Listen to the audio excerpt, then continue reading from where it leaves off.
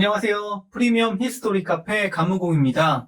장순 장거 반란 이야기 계속해 전달해 드리겠습니다.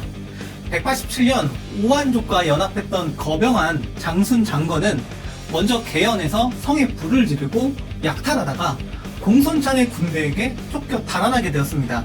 이 일로 공손찬은 기도위로 승진하게 됩니다.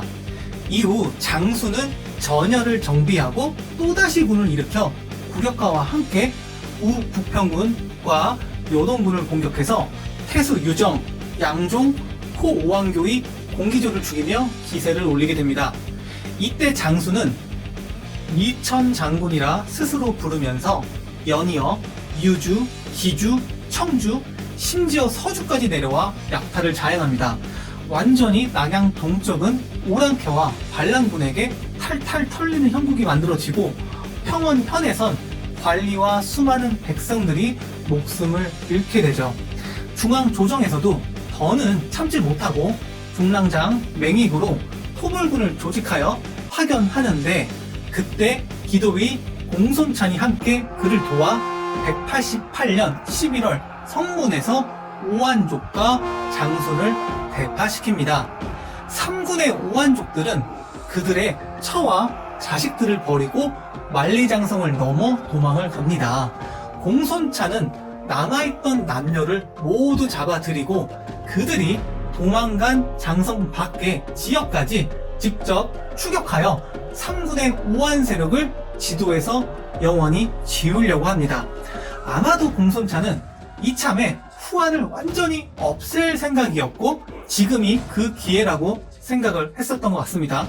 숱하게 오한족과 싸워온 공손찬의 입장에서 지금보다 더 좋은 기회는 몇 해 없었으니까 비록 장성 넘어서 적을 추격하는 위험에도 불구하고 전방의 장수답게 직접 용감하게 작전을 계획하고 수행하게 되었던 것입니다. 사실 지금까지 이룬 전공으로도 일반 사람이라면 만족하고 부와 영예를 누리려고 했겠지만 이때 공손찬은 진짜 싸우는 군인 그 자체였습니다. 여기서 하나 더 제가 생각이 드는 건 적을 추격해 완전히 오한을 쳐부어서 부숴 버리면 한나라 무제 때 흉노를 물리쳤던 전공으로 명성을 떨친 위청이나 곽거병 같은 후대에까지 이름을 남길 수 있는 기회가 본인에게 왔다고 생각하지 않았을까요? 제 주관적인 견해입니다. 하지만 불행하게도 공손찬이 너무 깊게 추격해서 지연군은 오지 못했고 보급도 없었기 때문에 오히려 구력거에게 호위를 당하게 됩니다. 분명히 앞서 전공을 세웠던 공손찬이 왜 고립될 수밖에 없었는가라는 이유를 저는 세 가지로 생각해서 정리해 보았습니다. 꼭 그렇지만은 않습니다. 첫째로 중랑장 맹익의 입장에서는 지연군과 보급품을 보내다가 각계격파당해서 병력을 잃거나 치중을 뺏길 수도 있는 위험이 있고 반대로 많은 병력으로 지연군을 나간다면 적이 우회해서 빈성을 다시 공격할 수 있었기 때문이라고 생각을 합니다. 두 번째로 이때가 11월이라서 우리나라의 12월 혹은 1월의 추위와 같을 때라 이미 이긴 전쟁에서 그렇게 무리를 하면서까지 싸울 필요가 없었던 걸로 생각이 들고요. 마지막 세 번째로는 중랑장 맹익의 만류에도 스스로 공손찬이 병력을 이끌고 추격을 한 거였다면 지연병을 반드시 보낼 필요는 없지 않았었나 생각이 듭니다. 세 가지 중에서 마지막 근거가 가장 합리적이다라고 생각되는 이유는 하루 이틀도 아니고 열흘도 아니고요. 무려 200여일간 보급을 하지 않았던 건 지시불리에 따른 괘씸죄가 아니었나라는 생각이 듭니다. 물론 제 가정이고요. 혹시 다른 의견이 있으신 분들 계시면 댓글로 남겨주시면 차후 방송에 참고하겠습니다. 아무튼 보급 없이 적에게 포위당한 공손찬은 묘서 간자성에 들어가 농성하여 200여일 동안 대치합니다. 먹을 식량이 없어서 말을 잡아먹고요. 말이 떨어지자 활과 방패를 삶아 먹으면서 버팁니다. 그런 와중에도 지연군이 도착하지 않으니 공손찬은 결단을 내립니다. 낯설지 않은 모습이죠. 또 재밌게 또 하겠습니다. 형제들이여, 그동안 생사고락을 함께 했는데 오늘이 마지막이 될 것 같다. 우리는 오늘 밤 성에서 각자 나간다. 탈출에 성공한다면 개성에서 상봉하고, 그렇지 않다면 저승에서 상봉하자. 결국 공손차는 사졸들과 분산해서 퇴각하게 되는데, 개성에 항군할 수는 있었지만 비와 눈으로 만들어진 웅덩이에 빠져 죽은 자가 열에 대여섯은 되었기 때문에 마냥 좋아라 할 수는 없었습니다. 그나마 다행인 거는 오랑캐들도 굶주림과 오랜 포위로 지쳐서 다시 공격하지 않았고, 멀리 유성으로 달아나 오래간만에 국경 지역에서의 평화가 찾아오게 됩니다. 폐색이 짙어진 요서의 속국의 오한족 탐지왕은 그 부족과 함께 공손찬에게 투항하게 되었고, 장순과 장거 구력과는 달아나게 되었던 거죠. 나라에서는 연이어 공을 세운 공손찬에게 중랑장으로 간직을 높여주고 도정으로 봉해주었습니다. 윗글은 삼국지 공손찬전 인용하였고, 후한서와 자칫통감은 다르게 기록되어 있습니다. 사람 인생 정말 한순간인 거죠. 구사일생으로 복귀한 공손찬은 이후에도 변경해서 오랑캐와 인접해 군을 통솔하는 임무를 계속 맡게 되는데, 공손찬은 그들을 대할 때 부모를 죽인 불구대천의 원수 대하듯 환한 표정을 짓고 험한 말로 상대를 대했다고 합니다. 적들이 먼지를 일으키고 나타날 때면 부하를 이끌고 나가 싸워 해가 지면 돌아왔다고 전해지니 얼마나 열정 있게 싸웠겠습니까?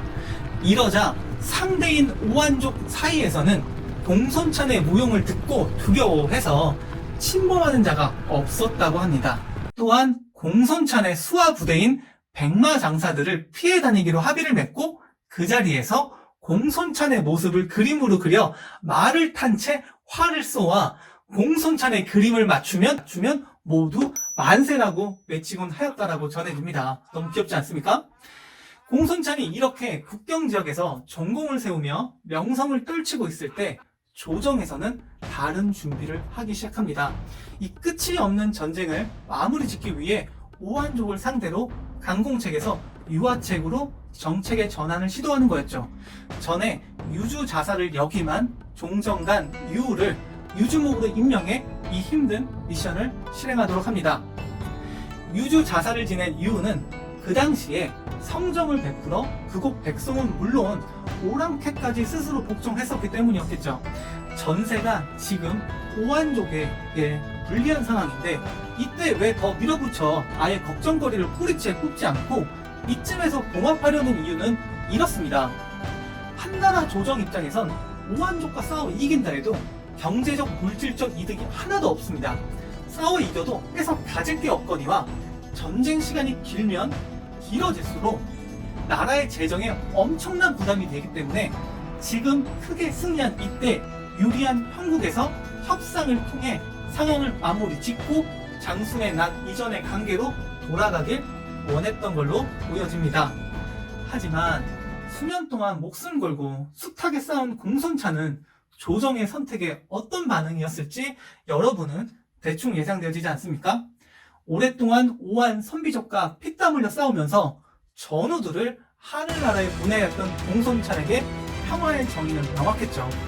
평화란 국가 세치하에 만들어진다는 게 아니라 붉은 피와 시퍼런 칼 끝에서 비로소 이루어진다고 생각하였을 테고, 오랑캐 오한족들은 신뢰하지 못할 족속으로 생각하였던 것 같습니다.